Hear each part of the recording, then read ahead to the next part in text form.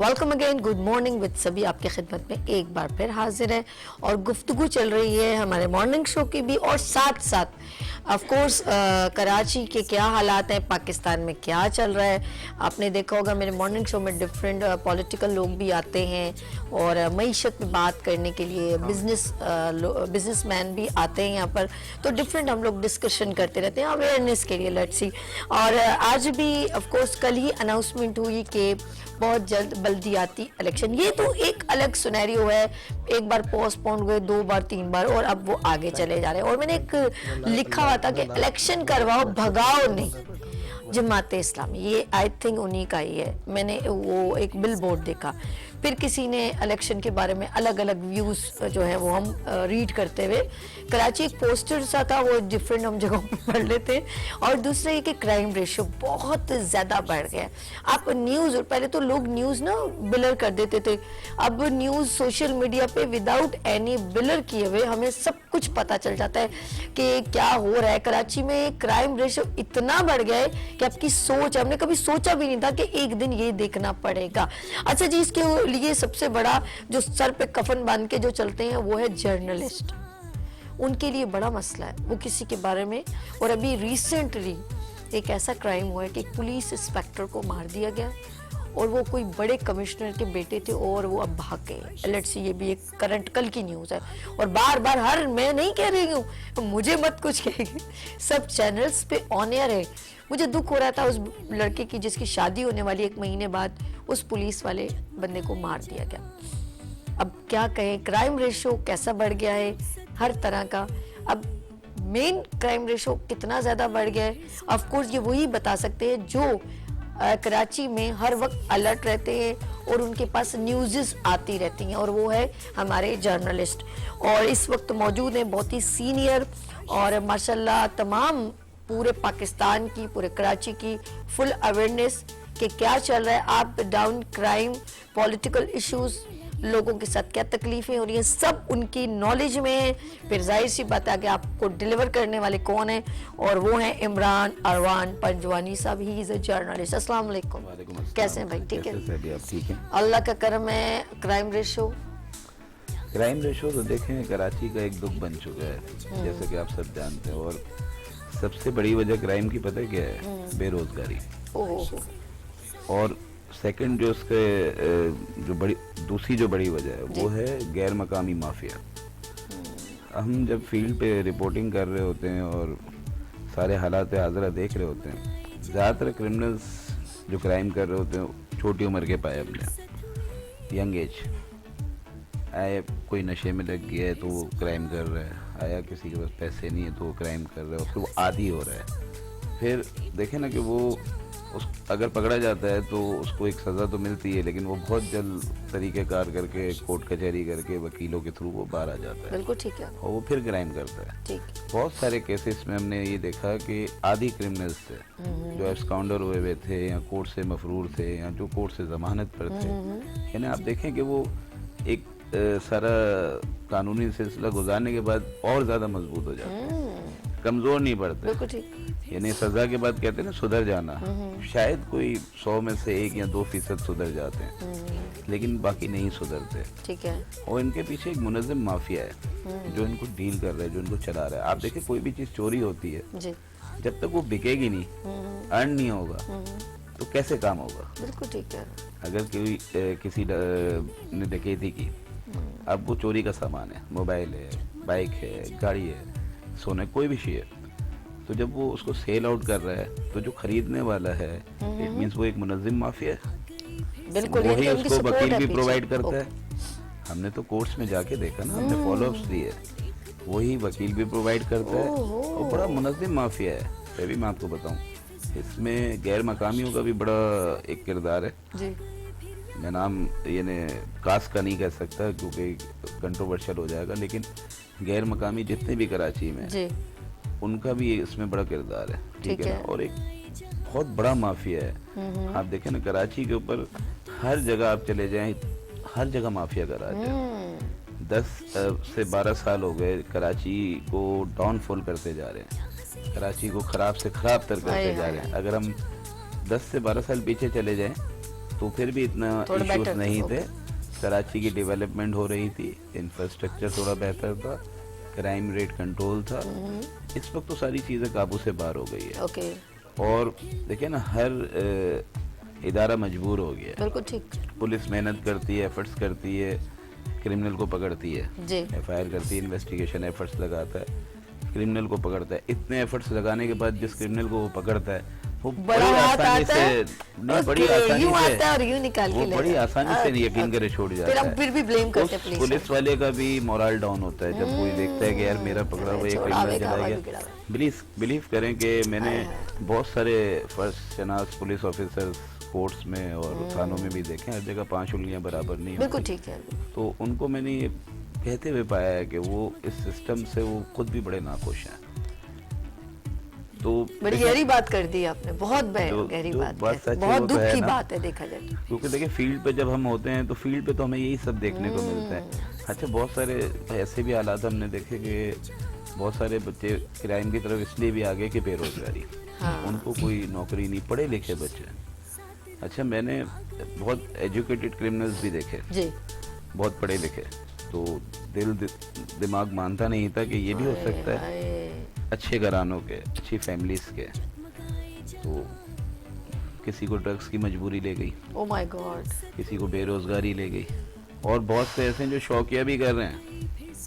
शौकिया, मजा आ गया ना। शौकिया क्रिमिनल्स भी देखे मैंने। ओ माय आप गॉड, देखें, अच्छा, कानून की तो बालादस्ती की सोच ही नहीं रखता ना कोई, किसी के दिल दिमाग में है ही नहीं कि मैं कानून की बालादस्ती रखूं। वो शुरू से देखता आ रहा है कि कानून क्या है, उसको सिखाया जाता है कि कानून क्या है, कानून तो तुम तोड़ो, हम तुम्हें निकाल लेंगे। बिल्कुल ठीक।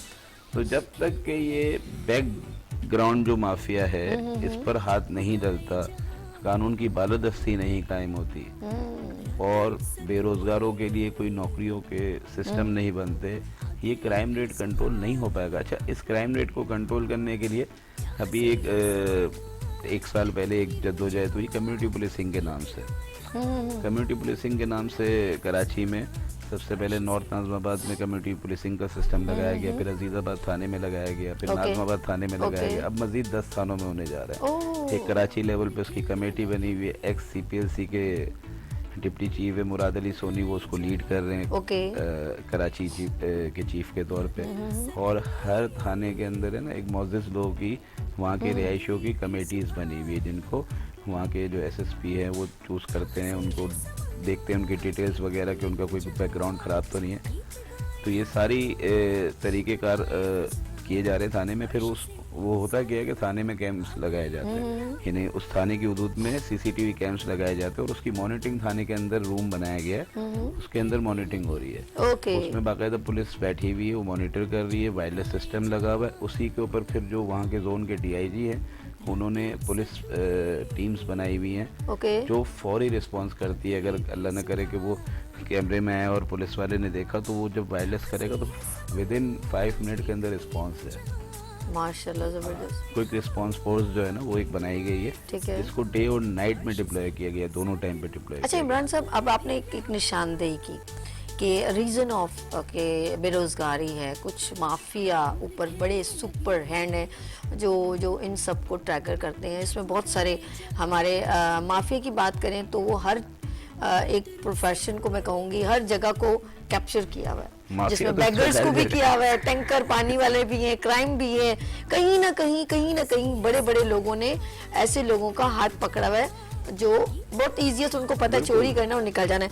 अच्छा, अब हम आपके पास दोबारा मैं आऊँगी क्वेश्चन ये करने के लिए, यू हैव एनी सोल्यूशन कि हम इसे टैकल कर सकें। लेकिन इससे पहले मैं मिलवाती हूँ, यहाँ पर मेरे पहले भी प्रोग्राम में आ चुके हैं, कुछ असेसमेंट कर चुके हैं, और रूहानी स्कॉलर हैं अतीकुर रहमान साहब। अस्सलाम वालेकुम, कैसे हैं भाई? ठीक है। अच्छा जी, कराची के हालात और पाकिस्तान के हालात समझ में नहीं आ रही कि दामन कहाँ से मैं पकड़ूं।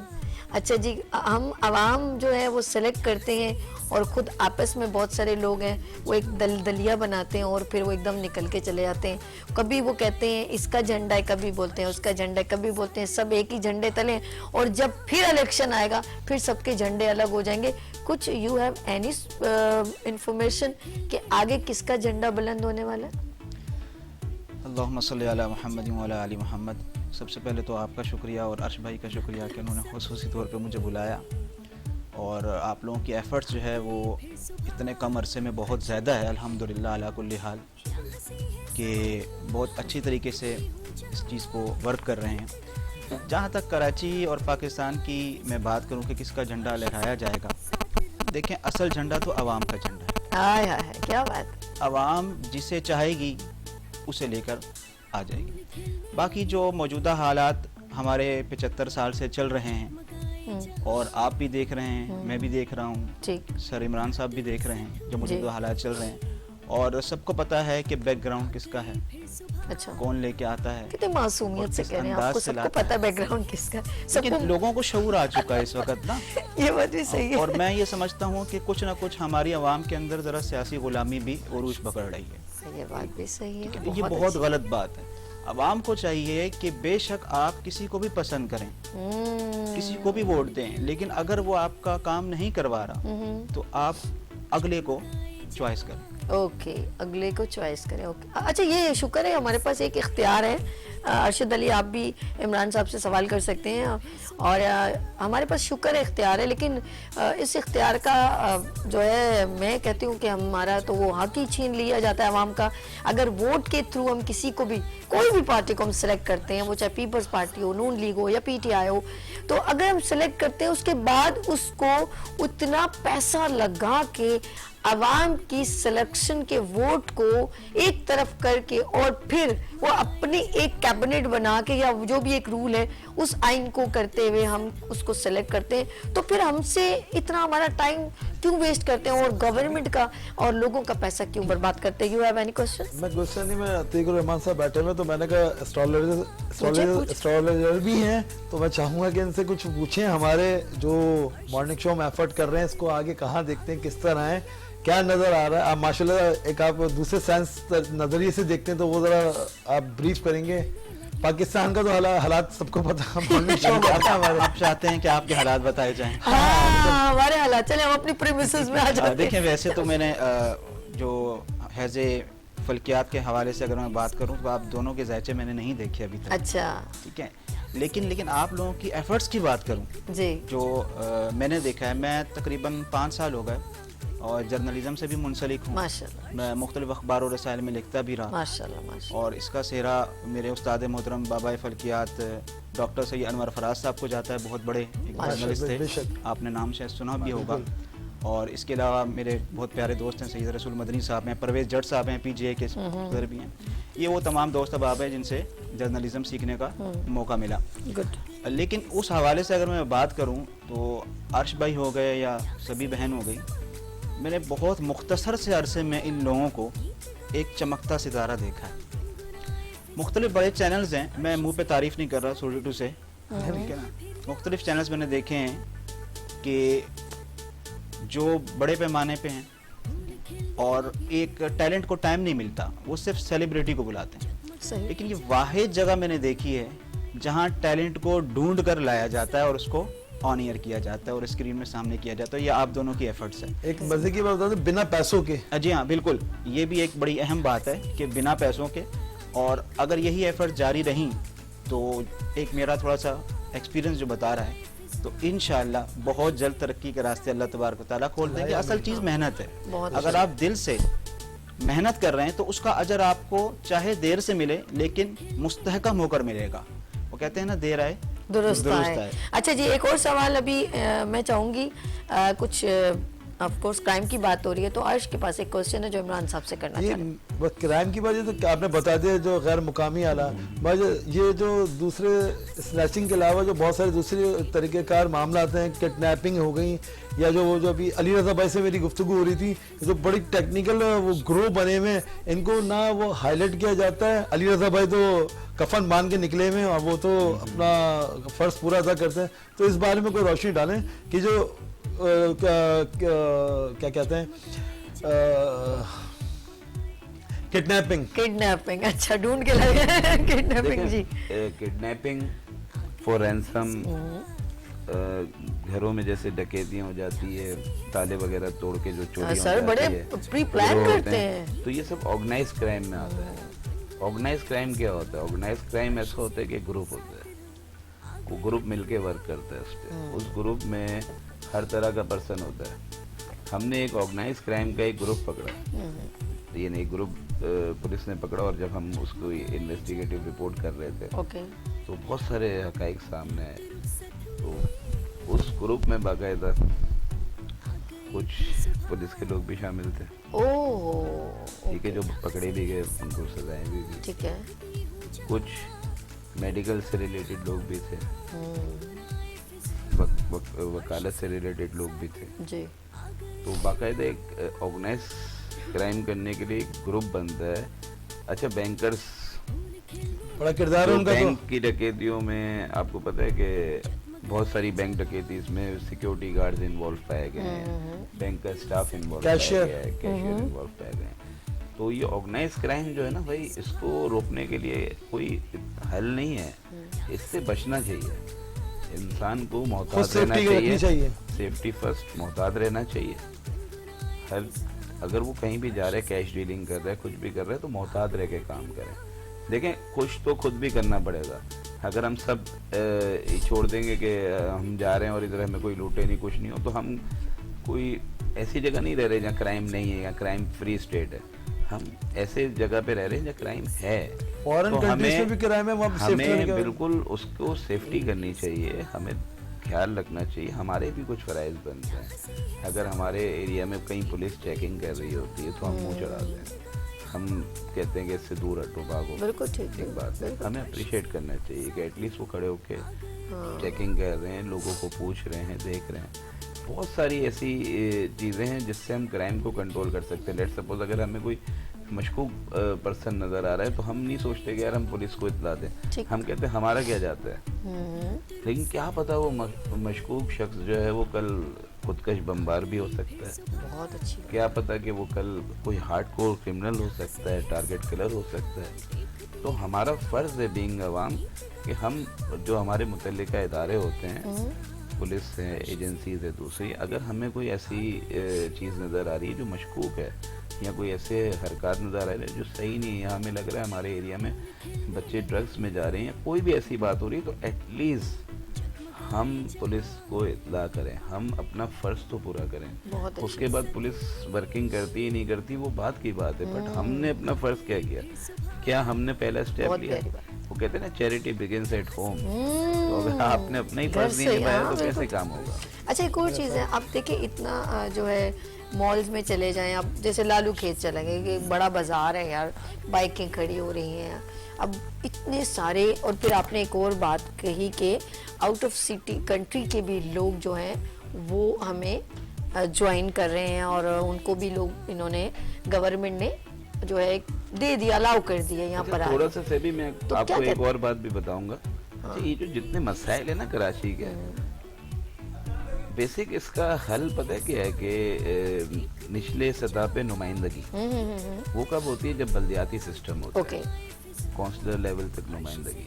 अच्छा आपके घर से सबसे करीब होता है आपका यूसी काउंसलर। ठीक है, अगर उसके पास इख्तियार हो, ठीक है, अगर आपकी जो यूनियन काउंसिल है उसमें वन विंडो सिस्टम हो, ठीक है, तो आपके 10 मसाइल वैसे भी हल हो जाएंगे। और अगर वो कैपेबल है, कॉम्पिटेंट पर्सन है, और वाकई अगर वो जीत के आता है और उसका दिल है कि नहीं मैं अपने लोगों के लिए काम करूं, और उसको इतने इख्तियारात भी मिल रहे हैं, तो बहुत सारी चीज़ें कंट्रोल हो सकती है। क्राइम क्या, नहीं इमरान भाई, इसके अंदर वो जो आपने शुरू में मुझे ये आप जैसे इंडिकेशन की ना कि इसके लिए ऑफ कोर्स देखिए, आप हर गैर प्रेमिसेस को मकामी का- नहीं देखिए, देखिए, अब कोई गैर गैर एक मकामी मिनट है। रुक जाए, हर प्रेमिसेस को कंट्रोल करने के लिए एक बल्दियाती इलेक्शन करवाना जरूरी है, ताकि हर प्रेमिसेस को बिल्कुल। 1% कंट्रोल कर बिल्कुल, सके। बिल्कुल। मेरे कहने का मकसद है कि वो जैसे बल्दियात किसी तो जो है ना premises की हक है ना, बात- देखिए हाँ, बल्दियाती सिस्टम तो आवाम का हक होता है। बिल्कुल, मेट्रोपॉलिटन गवर्नमेंट होती है ना, कराची है या कोई भी शहर है, कोई भी सिटी है, बल्दियात उसकी सबसे ज़्यादा करीबी रसाई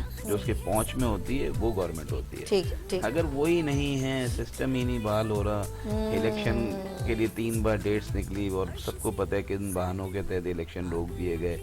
अब तो लोग इतना बज़न हो गए कि कल जब तारीख आई है तो हम जब अपने साथी दोस्तों में बैठे थे तो वो कह रहे थे कि यार ये इस बार फिर लॉलीपॉप है। तो आप देखेंगे लोग मिठाइयाँ शिटाइयाँ तो नहीं बनी?